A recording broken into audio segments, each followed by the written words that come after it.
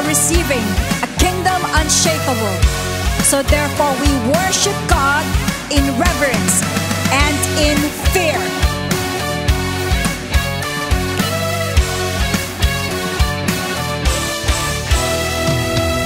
We're just like little lambs surrounded by the wolves, but I will have no fear. My shepherd is the Lord. The waves are strong and high. My boat is about to sink. There's no escape this time, but I'm not troubled still. I know you're always there whenever I'm about to fall. You raise me up and you will never let me go. You are the living God. Your kingdom will remain forever. It will be unshaken. I put my trust in you when there's a storm ahead. Your word will make me stay unshaken.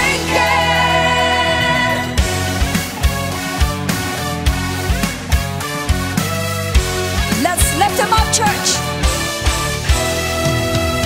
We're just like little lambs surrounded by the wolves, but I will have no fear. My shepherd is the Lord. The waves are strong and high. My boat is about to sink.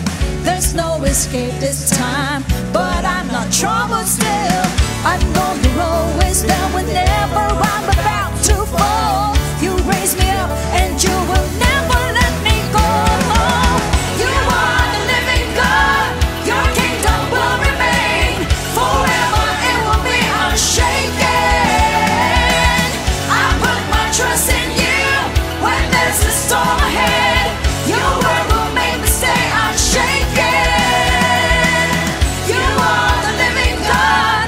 Your kingdom will remain forever. It will be unshaken. I put my trust in you when there's a storm ahead.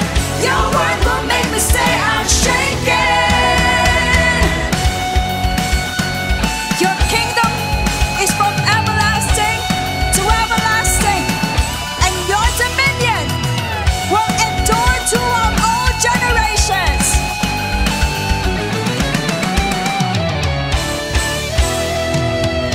I know you're always there whenever I'm about to fall. You raise me up and you will never let me go. You are the living God. Your kingdom will remain forever. It will be unshaken. I put my trust in you when there's a storm ahead. Your word will make me stay unshaken. You are the living God. Your kingdom will remain forever. It will be unshaken. I put my trust in you when there's a storm ahead. Your word will make me stay unshaken. Yes, hallelujah. We wait for your kingdom to return. We wait for you to rule here on earth, to rule in justice, to rule in righteousness. You, our King of Kings, and your name is Jesus. Your name is Jesus.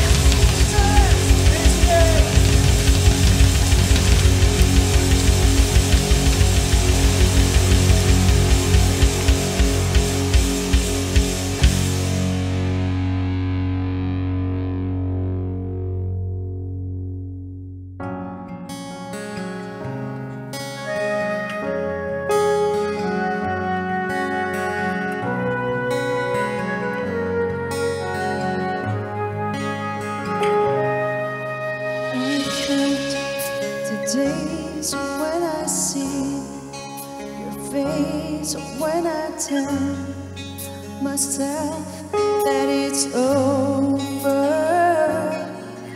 I grope in the dark, searching for the spark of the light that is now slowly fading. I can't believe I've come this far, but still like to go back. And the cross I carry inside made me liquefy. Close my eyes. with the tears in my eyes, 'cause I'm melting. Oh, I'm melting. My heart's so crushed and my faith is drowning. I hold on to your word. Now I'm upon my feet. The only thing I need.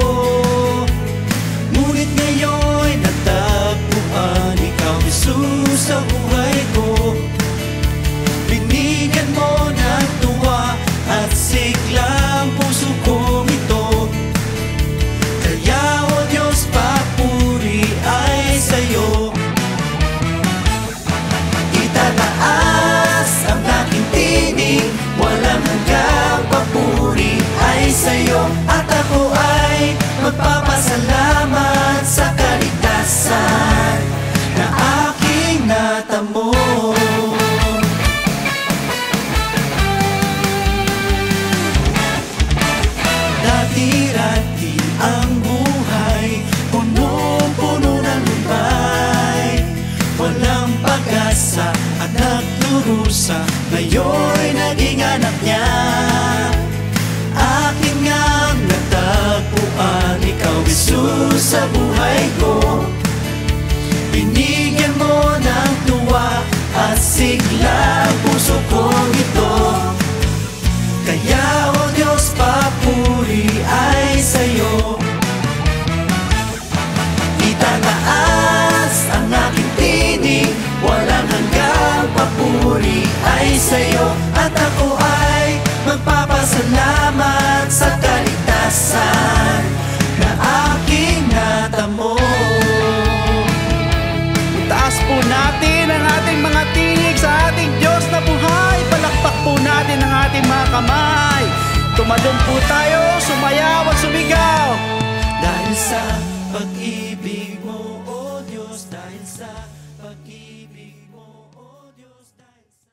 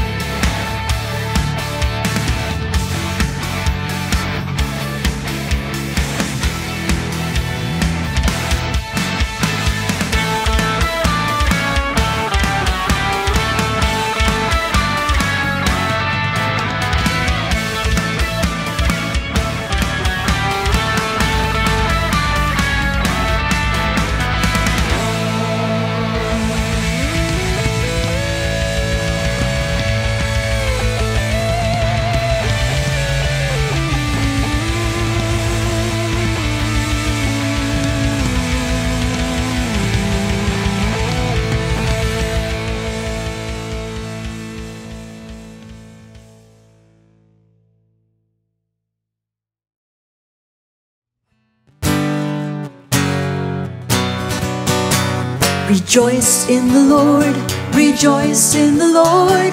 Lift up your hands in jubilation. Rejoice in the Lord, rejoice in the Lord. Rejoice in the God of our salvation.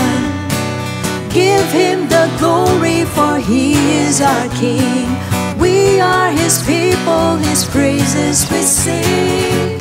And again I say, rejoice in the Lord, rejoice in the Lord. Lift up your hands in jubilation. Rejoice in the Lord, rejoice in the Lord. Rejoice in the God of our salvation. Give Him the glory, for He is our King. We are His people, His praises we sing. And again I say, rejoice in the Lord, rejoice in the Lord. Lift up your hands in jubilation. Rejoice in the Lord, rejoice in the Lord. Rejoice in the God of our salvation. Jehovah Jireh, my provider, His grace is sufficient for me, for me, for me. Jehovah Jireh, my provider, His grace is sufficient for me. My God shall supply all my needs according to His riches in glory. He will give His angels charge over me. Jehovah Jireh cares for me. Jehovah Jireh, my provider, His grace is sufficient for me, for me, for me. Jehovah Jireh, my provider, His grace is sufficient for me.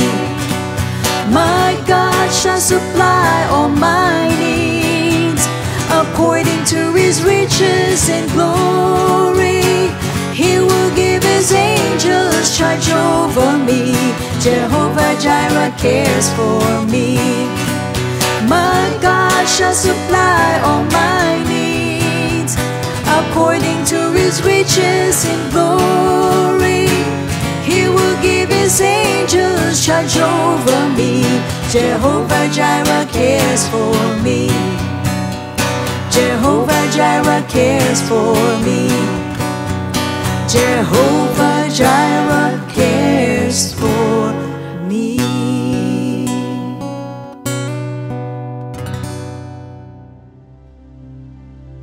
Praise the Lord. Unang-una, salamat sa ating Panginoon for this opportunity na makatayo sa inyo at gayon din sa ating beloved Bishop Louie and Pastor Norma for allowing me to stand before you, makapag-share ng konting salita ng Diyos na alam ko magbibigay kalakasan po sa ating pong lahat. Amen po. So sa hindi pagtatagal, if you have your Bibles, you can turn your pages in the book of Genesis chapter 50 verses 14 to 20. And after he had buried his father, Joseph returned to Egypt, he and his brothers and all who went up with him to bury his father. When Joseph's brothers saw that their father was dead, they said, "Perhaps Joseph will hate us and may actually repay us for all the evil which we did to him." So they sent messengers to Joseph, saying, "Before your father died, he commanded, saying, 'Thus you shall say to Joseph, I beg you, please forgive the trespass of your brothers and their sin, for they did evil to you. Now please forgive the trespass of the servants of the God of your father.' And Joseph wept when they spoke to him. Then his brothers also went and fell down before his face, and they said, 'Behold, we are your servants.' Joseph said to them, 'Do not be afraid, for am I in the place of God? But as for you, you meant evil against me, but God meant it for good, in order to bring it about as it is this day, to save many people alive." Yuko natin ang ating mga ulo, tayo po humingi ng gabay sa ating Panginoon. Lord, we thank you so much for this wonderful day na binigay niyo po sa amin. Salamat, Panginoon, sa presensya mo. Patuloy na ikaw kumikilo sa aming mga buhay. Samahan mo kami, Panginoon, sa pag-aaral ng salita mo. At bago pong lahat, linisin mo aming mga puso, aming mga isip. Gawin niyo po kaming karapat-dapat, Panginoon, O God, sa dakilang gawain na to, lalo na po sa pakikinig ng mga salita mo. Ihanda mo, Panginoon, ang aming mga sarili. Ikaw, Lord, ang mag-feed us sa amin ng wisdom, ng knowledge at understanding. At gayon din, Panginoon, ikaw magbigay ng kalakasan sa amin sa lahat na nanghihina rito. Sa lahat ng may sakit, ikaw magpagaling. At sa lahat ng mga nangangailangan, ikaw magpala sa pamamagitan ng mga salita mo, Panginoon. Anoint mo yung abang lingkod at gayon din ikaw lamang po ang maitaas sa oras na ito at sa pagkakataon pong ito. Ikaw po ang pumagitna po sa amin. Ang Holy Spirit mo ang kumilos sa bawat isa po sa amin na nandirito. Muli, maraming salamat. We give you back all the glory, the honor, and the praises in your most precious and wonderful name. In the name of Jesus. Amen. Praise the Lord. Sige po, makakaupo na po tayong lahat. So, brothers and sisters, marami pong dahilan kung bakit ito pong mga anak ni Jacob continued in Egypt. So, however, yung pong pagkakahusga po kay Joseph from the general temperance po ng human nature or ng isang tao, kaya iniisip po nila na maghihiganti po si Joseph doon sa mga tao na namuhi sa kanya, sa mga nanakit po sa kanya, and not being able to resist or to flee away, hindi sila makatakas, makaalis kay Joseph. So yung mga kapatid ni Joseph, ang ginawa po ay sinubukan pong palambutin yung puso po niya. So sa pamamagitan po ng pagpapakumbaba, or by humbling themselves as they pleaded with him bilang servants ng Diyos ni Jacob. At hindi po nila alam na ito po si Joseph sa kabila nung pagiging mataas po yung kanyang posisyon sa Egypt, he was very affected seeing ito pong kanyang pong fulfillment ng kanyang panaginip. Now, meanwhile, in connection with this, brothers and sisters, in Ephesians chapter 1, verse 4, it says, "For He chose us in Him before the creation of the world, to be holy and blameless in His sight in love." Brothers and sisters, every Christian in this world is chosen by God before He laid the foundations of the world. Ibig sabihin, wala pa po tayo sa mundo, ay pinili na po tayo ng Diyos.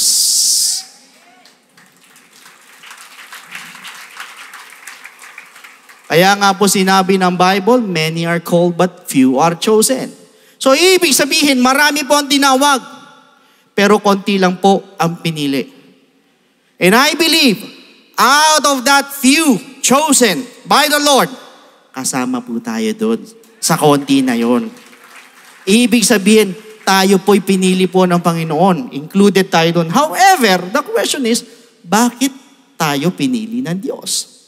Alam niyo po, I believe the number one reason is because the Lord wants to save us from eternal damnation.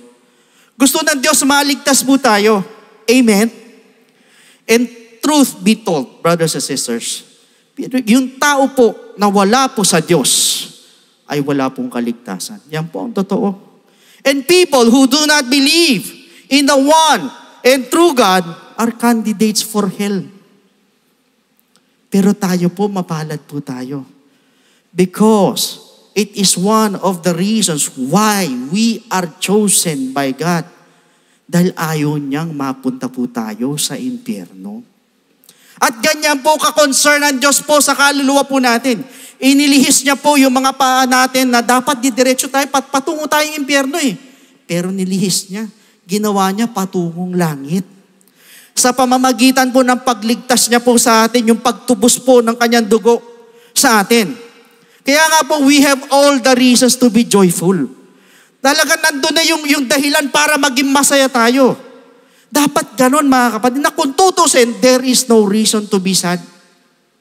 Walang dahilan para malungkot. Niligtas ka ng Diyos sa tiyak na kapahamakan, patungong impyerno, kaya nga dapat doon pa lang sa kaligtasan na yun, masaya na tayong lahat. Alam nyo mga kapatid, siguro minsan nagtataka na lang siguro ang Lord po sa atin. Imagine, we are already given salvation. Pero pagdating sa konting problema, sumusuko na po yung iba. Yung iba, nalulugmok na. Yung iba, worse is, umaayaw pa sa Diyos. Alam nyo po, wala pa po sa kalingkingan yung po mga pinagdadaanan po natin dito sa world compared doon po sa binigay na kaligtasan sa atin ng ating Panginoon. Wala pa po. Imagine, dumanas po siya ng katakot-takot na hirap, maligtas ka lang. And allow me to share with you, I remembered po, in one of the places of Israel po, malapit po ito sa Mount Zion. It is outside Jerusalem. Doon po sa house of Caiaphas, sa bahay po ni Caiaphas. So meron po doon sa lower floor po nila, may tinatawag po na cistern or dungeon. So which was believed that Jesus was placed there the night, take note, the night after he was tried and condemned by Caiaphas. So allow me to share with you the video.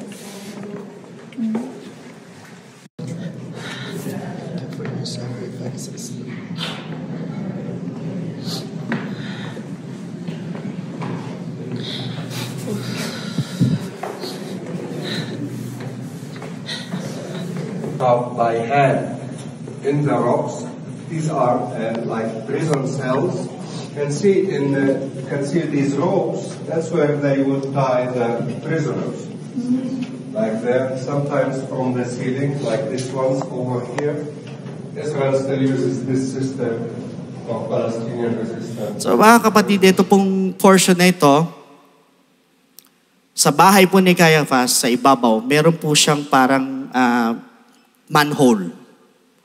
Kasi laki ng manhole, o malaki ng konti para kasya po ang isang tao. Binanggit lang sa Bible, I think if I'm not mistaken, it was in the book of Matthew, dinala ang ating Panginoon sa trial kay Caiaphas. Pero hindi po dinitalya kung ano ginawa sa ating Panginoon. So he was placed, nakatali po ang Lord. Nilubog po siya doon sa parang manhole na tinatawag. Nakatali. So nakataas yung kamay habang binababa po ang Panginoon. Hanggang doon po sa dungeon na mayroon pong tubig. Nakapasok po kami ni Sister Raquel hanggang doon po sa dungeon. Ito pong sinasabi ko po sa inyo, mga kapatid, kahit na sabihin na natin na hindi po to nabanggit detalyado doon sa Bible, pero hindi po ibig sabihin na hindi po ito totoo. Imagine, ganun po ang inabot po ng ating Panginoon. Hindi natin siya nababasa. However, totoo man o hindi, ganyan po yung hirap na dinaanan ni Jesus Christ. Why? Para maligtas ka lang. Para maligtas lang tayo, tumaan siya sa ganon. Hindi pa natin nababasa yung buong detalye dahil meron po mga extra biblical supports na tinatawag. Pero this is one of the case. Nung nandun kami, I was really crying. Sabi ko, Lord, hindi ko matake. Hindi ko matake na ganito yung ginawa nila sa iyo. Umiiyak kami, yung mga kasama ko, mga Christians were there. Kahit wala kaming pakialam, kahit na nandun, marami pinagtitingin kami ng mga tao. Nandun kami sa dungeon. Nai-imagine ko yung hirap na dinaanan ng ating Panginoon para lang sa atin, para sa iyo, para sa akin, para sa ating lahat. Kaya nga, dyan pa lang sa kaligtasan niyan, yan po yung pinakamatindi po sa lahat na regalo po ng Diyos sa atin. Kaya wala po tayong dahilan para malungkot. Kahit ikaw ay nahihirapan sa buhay, bagsak ang kabuhayan mo, ligtas ka naman. Brothers and sisters, I just want you to know that troubles are temporary. Pansamantala lang, pero yung salvation natin, yung eternal lang pinag-uusapan po dyan for as long as sumusunod ka sa kalooban niya. And most of all, kaya po tayo tinawag ng ating Panginoon para bigyan po ng buhay na walang hanggan.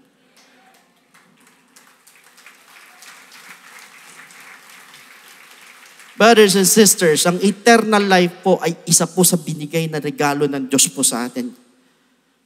Kaya niya po tayo pinili. At kapag sinabing buhay na walang hanggan, hindi po yung buhay natin ngayon. Hindi po ito. Kung mapapansin po natin ng ibang tao kung mabuhay, parang ito na po yung permanenteng buhay talaga. Some are spending their time, money, effort para ayusin po yung buhay dito. Wala pong masama dyan, dapat lang. Pero kung magfo-focus po tayo doon sa mga bagay na all the more mag-focus po tayo doon sa buhay natin, patungo po sa kaharian po ng Diyos. Doon po tayo mag-focus. Yun ang bigyan natin ng pansin. Dahil hindi po ito yung totoong buhay. Doon po yung totoong buhay natin eh. Dadaan lang po tayo rito. Yung totoong citizenship po natin sa langit. Yan po yung buhay natin pagkatapos po nating mamatay. Yan po yung tunay na buhay. Doon sa kabilang buhay. At tayo po'y pinili po ng Diyos para makasama po siya. But take note, not everyone wants to be with God. Nakita natin what happened in Brazil. Napanood natin sa SFD. Obviously, ayaw po nila sa Diyos. They're mocking God. But we are so blessed because God chose you and me, all of us, to be with Him. So in other words, there are three major reasons. First, to save us. Second, to give us eternal life. And thirdly, to be with the Lord forever. Moreover, pagdating naman po sa physical, there are also particular reasons why we are chosen by God. In Jeremiah 29:11. For I know the plans I have for you, declares the Lord. Plans to prosper you and not to harm you. Plans to give you hope and a future. For your information, ito pong historical context po nitong talatang ito pong si Jeremiah Sinabi niya po yung mga salitang ito sa mga Hudyo na sinakop po ng denomination po ng Egyptian at ng mga Babylonians or yung Babylonian Empire. So before eventually being carried into exile from Jerusalem to Babylon. So just imagine, anong klaseng buhay ang meron ka knowing na nasa ilalim ka ng pamumuno ng kaaway mo. And then, you will be forced by your enemies para umalis sa sarili mong lupain and settle in another or foreign country. Yan po yung isang context. Now, yung pong literary context ng talatang ito, ang verse na ito, kung babasahin po natin yung previous chapter, ito pong si Jeremiah has just pronounced yung pong judgment upon the false prophet Hananiah. So sinabi ni Hananiah sa kanila, sa mga tao, that God would break the yoke of bondage sa kanila. Palalayain yung mga tao to return home within 2 years, ang sabi nung Hananiah, yung false prophet. So it seems, yung pong message po niya ay napaka-appealing sa tao. Dahil sasabihin siya, palalayain ka. But the truth is, nagsinungaling po siya. Nagsinungaling yung Hananiah. So as a result, God removed Hananiah from the face of the earth, as found in Jeremiah 28 verses 15 to 17.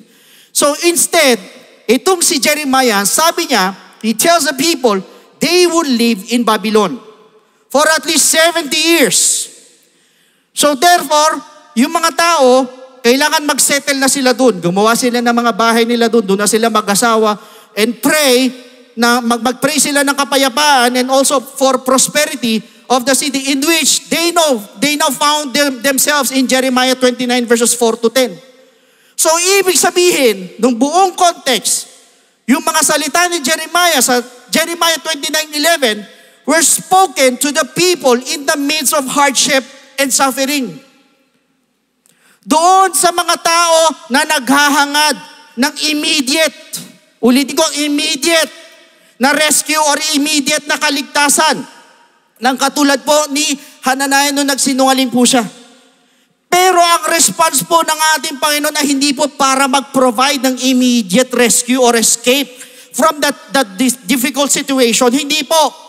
But rather, God promises those people na meron po siyang plano. At maganda po ang plano ng Diyos sa kanila. And that is to prosper them sa gitna ng kanilang hardships. That is why sa mga Christians today who are facing difficult situation, ngayong mga panahon nito, can take comfort in Jeremiah 29:11. Pwede. Why?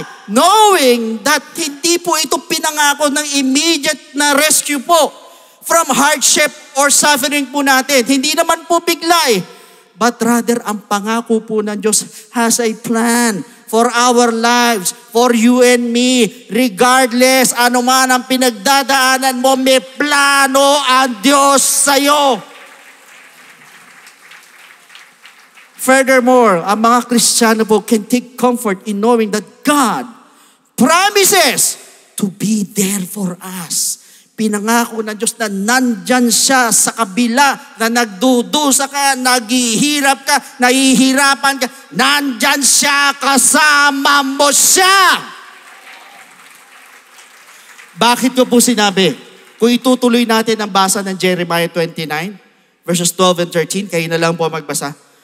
Here God proclaims through Jeremiah that when you call on me, when you call on God and come and pray to Him and pray to me, I will listen to you. Makikinig ako. You will seek me and find me when you seek me with all your heart.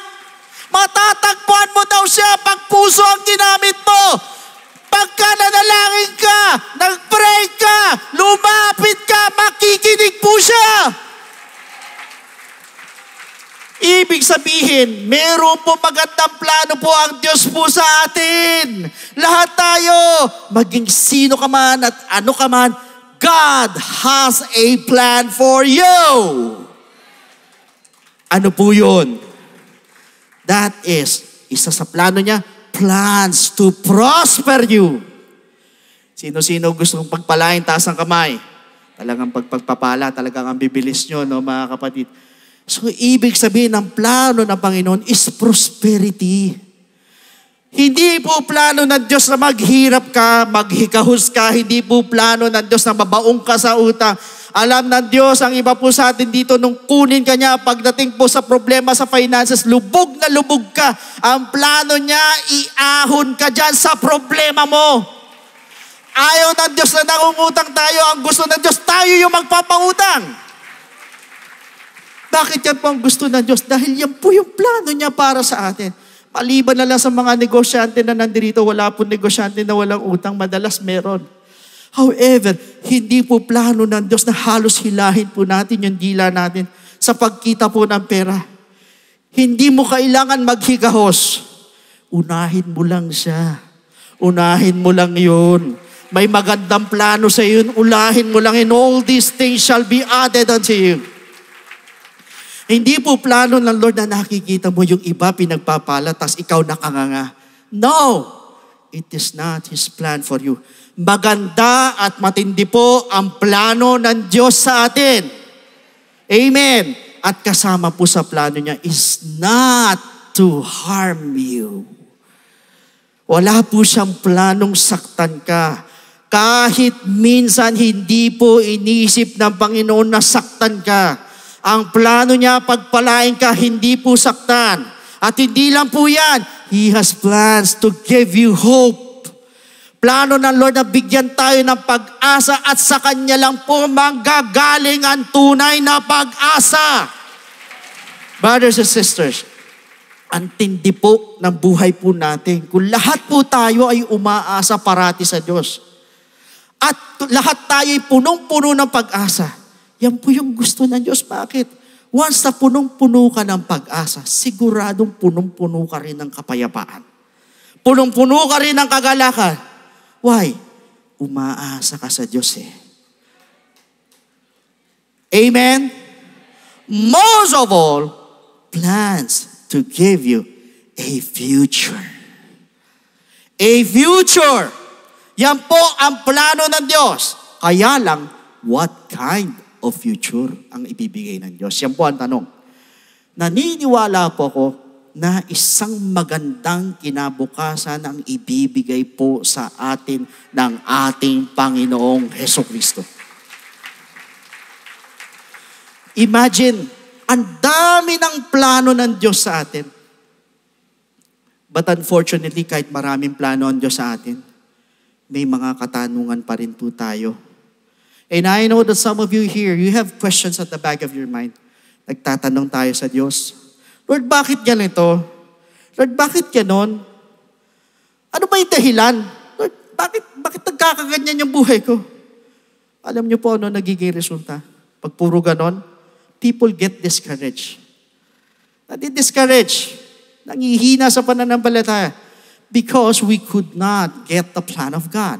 Which should not be the case. Brothers and sisters, kung babalikan po natin yung storya po ni Joseph in the book of Genesis, the Lord gave His plan to Joseph in a dream in Genesis chapter 37. So, yung lahat ng kanyang mga kapatid will bow down to Him. Sasaludo sa Kanya, yuyuko sa Kanya, lahat. Siya po yung magiging second in command at nasa ilalim po niya ang lahat. That is the plan of God for Joseph, which I believe is also the plan of God for us. But unfortunately, yung sinasabing magandang plano ng Diyos, it seems like hindi po yun yung nangyari sa kanya ng una kay Joseph. So in fact, una po nangyari sa kanya, lahat ng kapatid po niya nagalit po sa kanya. Nung magalit po sa kanya, binugbog po siya and was thrown inside a well. Tinapon po siya sa balon. Pagkatapos, hindi pa po natapos doon, binenta pa po siya. Pagkatapos, pinakulong siya. Imagine ang dinaanan ni Joseph. Kaya nga, akala ko ba ang plano ng Diyos prosperity? Hope, future, not to harm. How come ganun po ang nangyari kay Joseph? Likewise to some Christians who are here, napakaganda ng plano ng Diyos.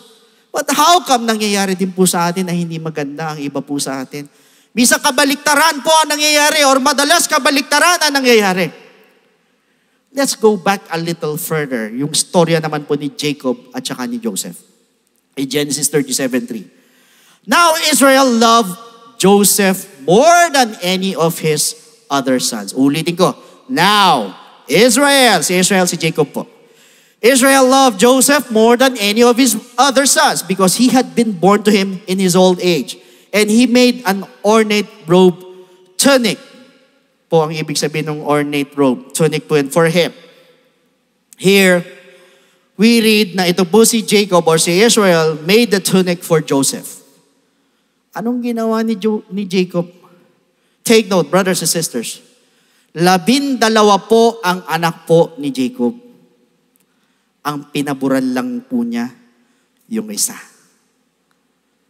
He loved Joseph more than any of his sons. That is why to all parents who are here, wag na wag po tayo magiging unfair sa mga anak po natin.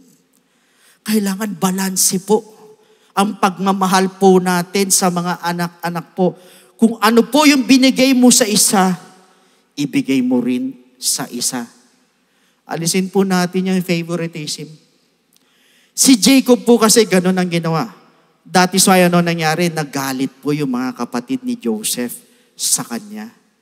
At itong si Joseph, mga kapatid, hindi naman nag-isip. Bakit ko po sinabi? Alam niya, somehow, at some point, alam niya, nadidiscern niya na yung mga kapatid niya, hindi siya trip, ayaw siya, galit sa kanya.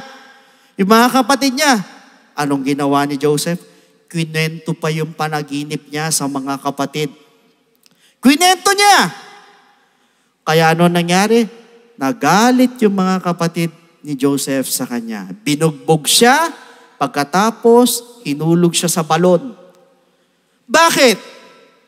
Unang-una, naging unfair yung tatay niya. Siya yung favorite eh. No offense, marami pong ganyang magulang. Kapag kumikita yung anak, matalino yung anak, paborito yan madalas at madalas pinapaboran yung isa. Pero, pare-parehas niyang anak yun. And always remember, every child is a gift from God. Kaya dapat yan pantay-pantay. Kaya hindi yan pantay-pantay ng dulong at talino. Merong mas okay, merong hindi. Pero anak mo pa rin yan at anak rin yan ng Diyos. Kaya dapat pantay-pantay po ang pagmamahal, ang pagtrato po sa mga anak. Now moving on, apparently ito po si Joseph, ininggit yung mga kapatid niya. Kaya dumanas po siya ng suffering. And I believe sometimes we suffer because of our own mistakes.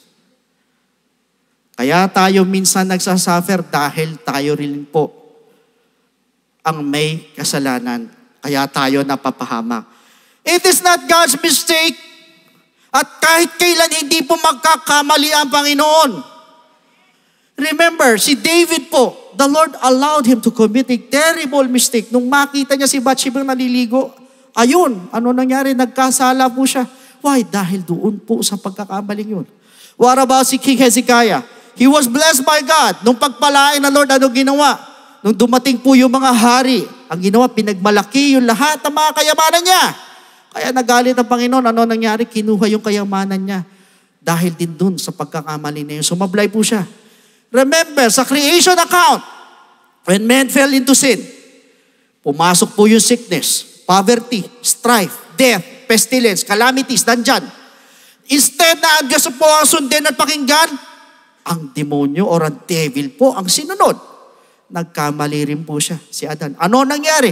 Nagsuffer pati po tayo. Dahil doon sa pagkakamaling yun. So brothers and sisters, I just want you to know, marami po tayong pagkakamali. Kaya tayo minsan nagsasuffer. That is what we call self-inflicted pain. Kaya po tayo minsan nahihirapan na supposedly God has a very beautiful plan for each and every one of us. At kaya po nasisira ang plano ng Diyos sa buhay po natin dahil doon sa pagkakamali po natin. Mga kapatid, ilan po sa atin madalas sinasabi na ng Lord kung anong gagawin. Anong gagawin natin? Nagbibigay ng instructions ng Lord. Pero anong ginagawa po ng iba? Hindi po sumusunod. Kaya ano nangyari? Pag nagkamali, sino dapat sisihin? Tayo rin, di ba? Amen? Nandiyan pa ba kayo? Tayo rin.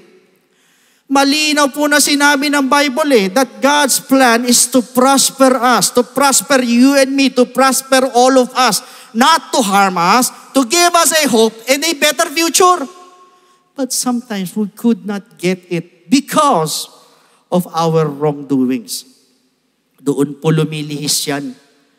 Dahil doon sa pagkakamali, instead na magkaroon po ng magandang future, ay lumilihis po siya para hindi po natin makuha.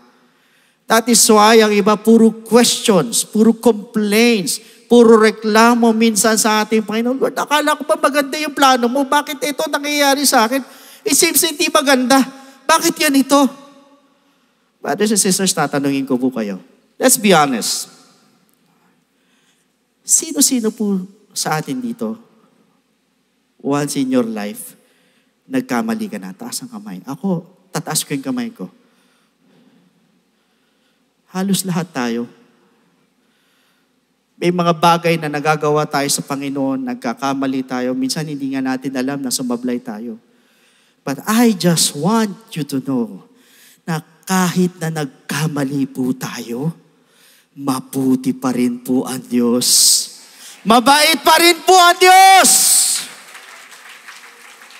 Bakit ko po sinabi in Genesis 39 verse 21? The Lord was with him. He showed kindness.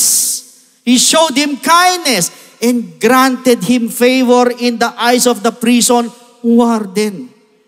Ibig sabihin, kahit nagkamali ka, doon sa suffering mo, sasamahan ka pa rin ng Diyos.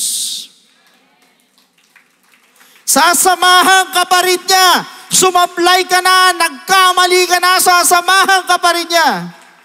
Kaya nga kung mapapansin po niyo, yung iba ang bigat na ng pinagdadaanan, nakangiti pa rin eh. Yung iba, hindi lang natin masyado napapansin, hindi nila iniinde yung suffering, nakakaraos pa rin. Why? Because the Lord is with us even though we are suffering. Kasama mo pa rin ang Panginoon for better or for worse, in sickness and in health, the Lord is with you. Of course, pagdating sa kasalanan, ibang usapan yan, hindi natin kasama ang Diyos dahil ayaw niya po ng kasalanan. Kung titignan natin maigi si Joseph, hindi po talaga pinabayaan ng Diyos eh. He was inside the prison, yet hindi po siya binugbog or nabugbog. Siya pa yung pinaka-boss doon, siya yung bossing doon. Bakit? Ginabayan ng Diyos. And most of all, yung nakulong yung dalawang tauhan ng Pharaoh, na naginip at ininterpret po ni Joseph yung panaginip. And when Joseph interpreted the dream, yung panaginip nagkatotoo. Nung nanaginip na naman siya ulit, wala mag-i-interpret, pinatawag ulit si Joseph. Ano po nangyari? Si Joseph na nasa prison, imagine, when he interpreted the dream, ano nangyari kay Joseph? From prison to palace. Magmula sa kulungan, napunta po ng palasyo.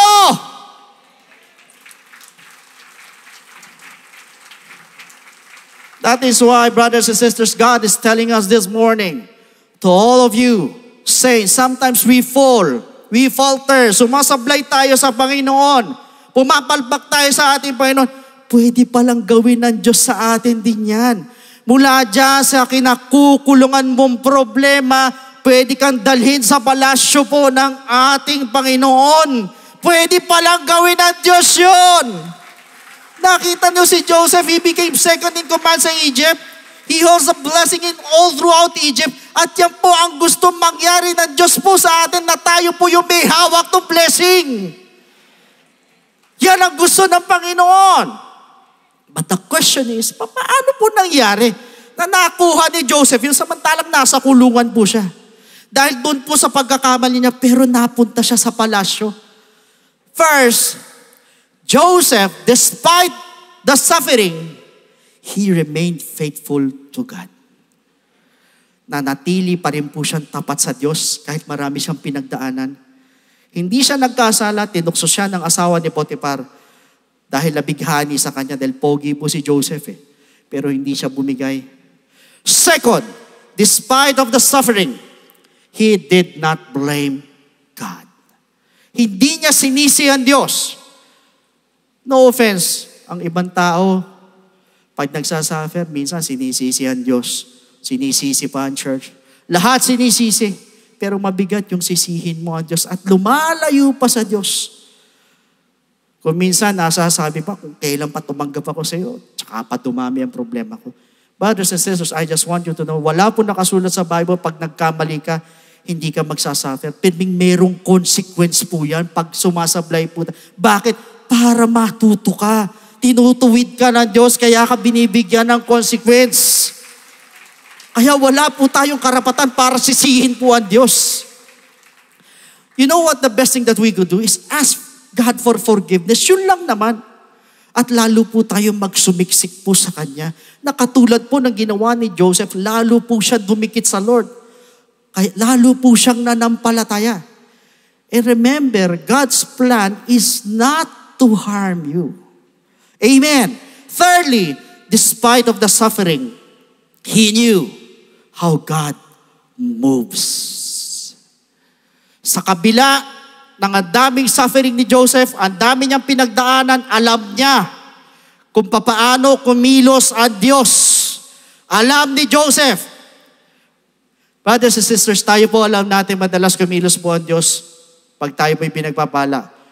Pero kung minsan, pag dumadanas po ng suffering, minsan nalilito tayo, hindi natin maintindihan, ano ba ang plano mo? Lord, bakit ganito? Bakit ganyan? Pero si Joseph, alam niya, kahit na nagsasuffer siya, bakit ko po sinabi in Genesis 50 verse 20? But as for you, you meant evil against me, but God meant it for good. But God meant it for good. Why? In order to bring it about as it is this day. Brothers and sisters, when Jacob died, ang ginawa nung 11 kapatid niya, they sent a messenger to him. And Joseph made a promise kay Jacob na hindi niya sasaktan yung mga kapatid niya. Umiyak si Joseph, pinasabi niya, sinasabihin mo sa kanila, do not be afraid. Bakit? Alam ni Joseph kung papaano kumilos ang Diyos. Alam niya! Para kay Joseph, kayo 11 kayo. Evil ang ginawa ninyo sa akin. Para sa kanya ako dudusin. Pero ang sabi niya, but God meant it for good. But God meant it for good. Even though evil, even though masama ang ginawa nyo sa akin, but God meant it for good. Ibig sabihin ni Joseph, kademonyohan ang ginawa nila sa kanya. Sa kanya mga kapatid, evil yan, pero sa Diyos, yung kademonyohan niyan, iti-twist po ng Lord sa kabutihan. Yung mali yan, iti-twist niya sa tama. Yung hindi ayos, iaayos ng Panginoon. Ganun po ang Diyos. You just keep your mouth shut because God is on the job. Kumikilo siya, hindi mo lang alam, hindi mo lang namamalan. Kung nasa ganyang kang katayuan, kapatid, tumahimik ka lang. Humingi ka lang ng tawad sa Diyos. Pagkatapos makiramdam ka lang. Kahit nagsasuffer ka, kasama mo siya. Kahit ikaw yung nagkamali, sumablay ka, kasama mo siya. Most of all, yung pagkakamali mo, yung pagkakabaluktot mo, unti-unti tinutuwid ng Diyos. Hindi mo lang alam because He is working on it. Kumikilos po ang Lord para maidiretso po tayo ulit because God meant it for good. Bakit niya dinidiretso yung pagkakamali natin? In order to bring it about as it is this day. Inaayos po ng Diyos yan para sa gayon matupad yung ako yung may hawak ng blessing, ako yung may hawak ng pera, ako yung may hawak ng prosperity. Nasa akin yung hope, nasa akin yung future. Hawak ko ang lahat ng mga yan. Ibig sabihin, itinutuwid ng Lord yung para matupad yung plano niya kay Joseph at para matupad din yung plano niya po sa atin. And whether you like it or not, hindi po siya papayag na hindi matupad ang plano niya. At hindi lang po natin alam yung mga tao na dumadaan sa suffering na yan dahil sa pagkakamali. Pero patuloy nananampalataya sa Panginoon. Patuloy na sumasamba sa Diyos. Patuloy na malakas pa rin sa Panginoon. Patuloy na naglilingkod pa rin sa Diyos. Remember, God is on the job. He will take away what the enemy meant for evil in order to turn it for good. Tatanggalin ng Diyos yan. Satan meant it for evil. Tatanggalin ng Panginoon. Aalisin ng Panginoon. He's gonna take away what the enemy meant for evil in our lives and will turn it for good. Kaya makikita mo yung victory sa buhay mo. Bakit? In order to bring it about as it is this day.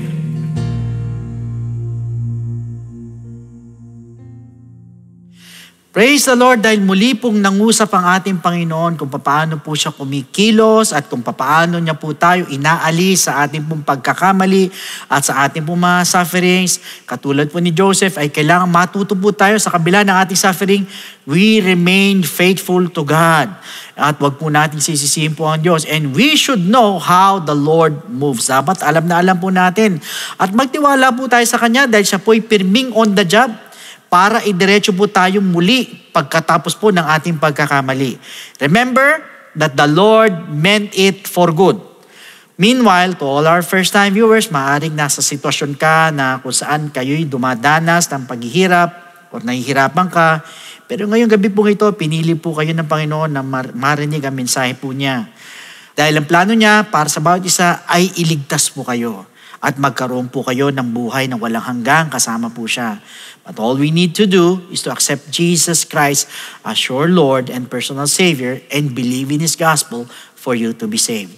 Now, pag sinabi po natin salvation in Ephesians chapter 2 verse 8, for by grace you have been saved through faith and that not of yourselves, it is the gift of God.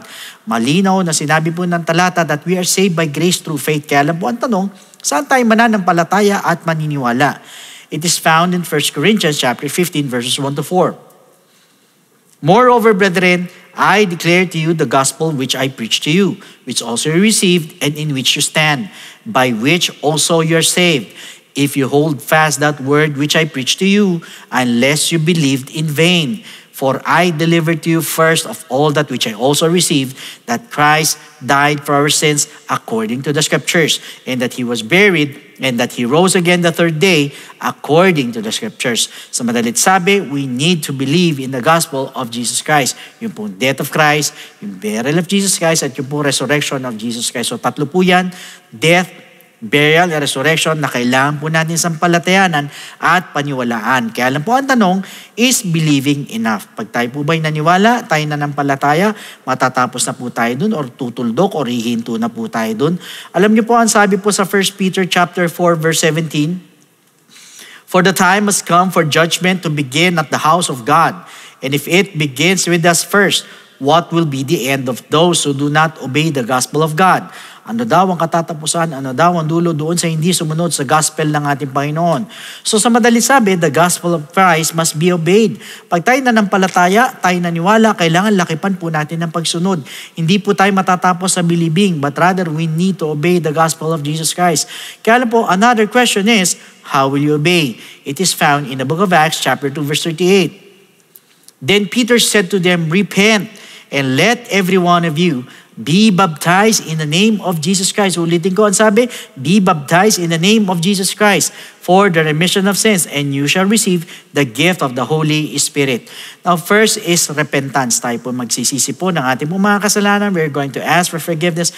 We're going to confess our sins, at naniniwala po ako kahit pakiramdam mo, ang dami mong kapalpakan, ikaw na yung pinakamasamang tao sa balat ng lupa, ang daming mong nagawang hindi magaganda or mabibigat yung nagawa mo sa harapan ng ating Panginoon, naniniwala po ko for as long as nandun po yung genuine repentance sa ating pong mga puso, dahil dyan po nakatingin ng ating Panginoon yung pong taos puso na pagsisisi. Believe me, the Lord is willing and able to forgive your sins, at dyan din po papasok yung pong death to sin. So yung unang step, we need to repent. Second, we need to be baptized in the name of Jesus Christ. So tayo naman po ibabautismo sa tubig. So ilulubog po tayo sa tubig in the name of Jesus Christ po yan.